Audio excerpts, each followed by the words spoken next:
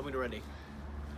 Greetings, respected viewers. I am George from Ireland. Here I am at the grave of George Vancouver, who's a Royal Naval officer best known for having given his name to the city of Vancouver in Canada.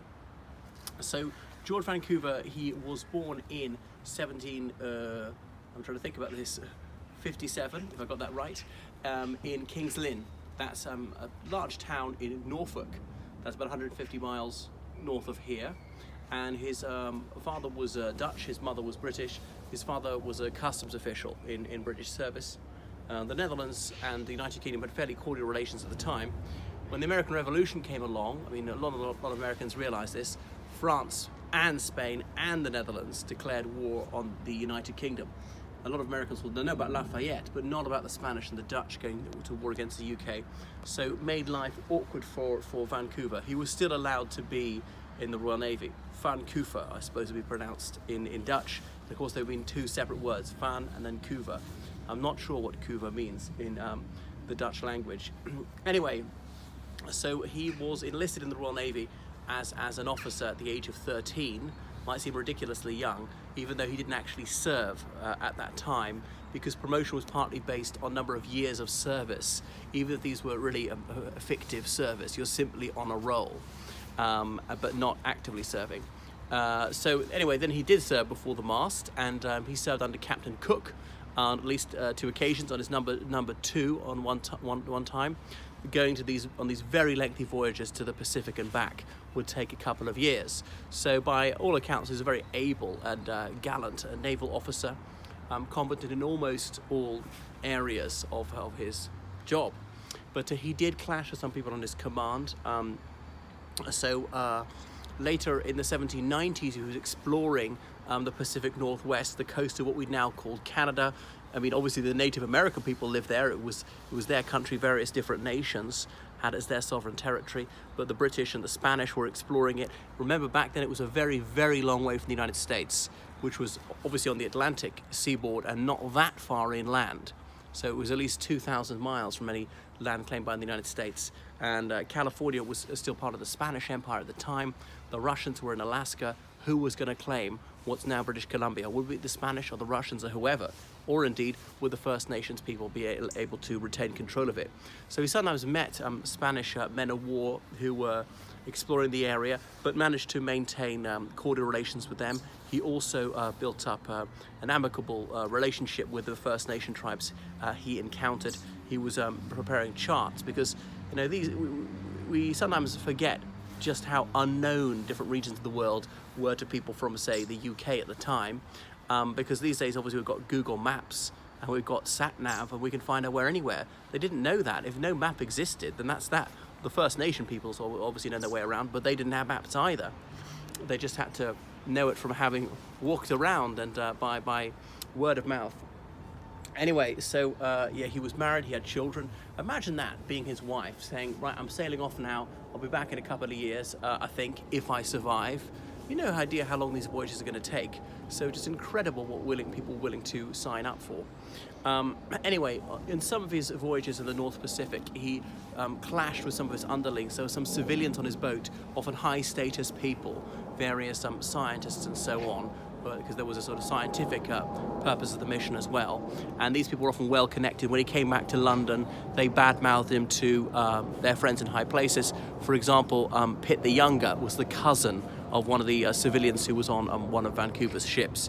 And he criticised Vancouver in the most withering fashion. There was a newspaper campaign to besmirch his reputation. So he was traduced by the Prime Minister, no less, at this time. So his career stalled at that point. Anyway, so he came here to Petersham. We're about 12 miles in the centre of London. Back then this would be considered the county of Surrey, so well outside of London. It's called Petersham because there's St. Peter's Church, we can see right there. Ham being the Anglo-Saxon word for farm or village. The other thing is, usually these HAM endings in British place names, the H is silent, as in Birmingham, Fulham, Balham, and there's so many more. But Petersham, we possibly bastardized it to Petersham rather than Petersham.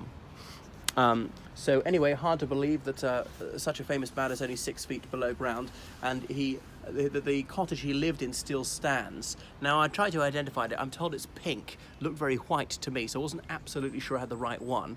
So I didn't want to embarrass myself by building the wrong one. Anyway, people from British Columbia have come here, and they've obviously renovated his grave, believing that he should rest in eternity in a state of some dignity. Let's go back. He didn't retire in dishonoring circumstances, but anyway, he didn't achieve the recognition that he surely deserved. And it said BC at the bottom there, as in British Columbia. So just showing you what this graveyard is like, going back to the Middle Ages. But I mean, there are very few tombs from before the 18th century. You see this draped urn, and in 18th century and 19th century funerary, what was the word? I was about to say architecture, statues, memorials. The draped urn is indicative of mortal remains, as though they've cremated the person and the ashes are here. In fact, they're not cremated. Cremation was highly unusual in this country until the 20th century, but it was the height of this mania for neoclassicism, and the Romans quite often cremated people, as in Julius Caesar. So they were doing that to indicate that the person's last remains were below there. So we're quite close to Ham House, which I filmed a few days ago, and you'll also see many graves and memorials with the surname Tollemache on it. I hope I'm pronouncing it correctly. It's Tollemache, Tollemache, I can't remember. And then the Earl of Dysart had that family, had that surname for a while. There's a tomb with loads of the Tollemaches right here, right beside Captain Vancouver. Loads and loads of Tollemaches. So I wonder how they lift this off when they've got to inter another one that is possibly full. Okay, so we'll have a quick spin around, and you can see that this was a place where people of some consequence were laid to rest, and the fact that they have these rather large tombs, which would be exceedingly pricey. We're only a half a mile from the River Thames. It's that way in this delightfully rustic London village of Petersham. You wouldn't think you're in a city of 9 million people. It's all very low rise. It's all old style architecture, almost nothing built into the 20th century, and so much open space, greenery, and often it's quite wild. There's a horse paddock, there's some cattle grazing in a floodplain on that meadow hard by Old Father Thames. So please subscribe to me, please follow me on Facebook, on Twitter, on Instagram, kindly donate. Need donations to sustain this channel. You wouldn't want the channel to stop, would you? And if you don't give liberally, you've only got yourselves to blame. So book lessons with me in English literature, English as a foreign language, French, history, I can't think what else, religious studies, politics and government, things of that nature. Oh, law, indeed. I help people prepare for interviews. I edit documents. Also, I help people write things.